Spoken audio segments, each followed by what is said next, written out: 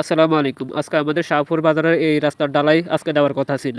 কিন্তু কালকে ইঞ্জিনিয়ার আসার পর এবং রাস্তা পরীক্ষা করার পর রড পরীক্ষা করার পর আজকে দেখি মিস্ত্রিরা কাজ করতে আসে নাই। আপনারা ওই যে দূরে দেখতে পেয়েছেন ঢালাইয়ের মেশিন এনে রেখেছে এবং অনেক মেশিনপত্র এনে রেখেছে।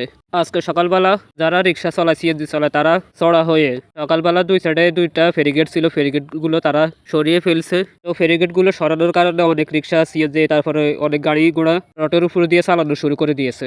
কারণ তাদের মুখের কথা হচ্ছে আজকে ডালা দেওয়ার কথা ছিল, কিন্তু আজকে ডালা দেওয়া না হওয়ার কারণে তারা ফেরিগেট গুলো সরিয়ে ফেলছে। আপনারা দেখতে পাচ্ছেন ওই যে ফেরিগেটের রডগুলো এগুলো এক সাইডে সরিয়ে রেখেছে।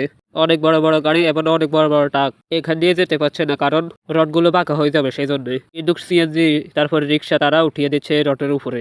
আপনাদের জন্য ভিডিও করতে গিয়ে আমার জুতো তলার নিচে একটি রড ঢুকে যায়। তো ঢুকে যাওয়ার কারণে আমি অনেক ব্যথার সম্মুখীন হই।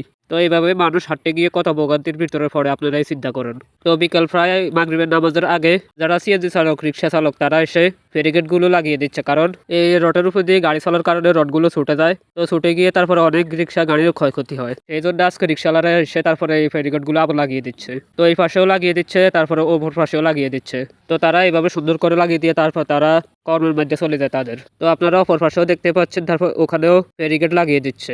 যাই হোক, যারা এই রাস্তার টেন্ডার পেয়েছেন আল্লাহ তাআলা ওনাদেরকে হেদায়েত দান করুন, ওয়া মা তাওফিক ইল্লা বিল্লাহ। তো আজকের ভিডিওটা এই পর্যন্ত। সবাই আমার জন্য দোয়া করবেন। আসসালামু আলাইকুম।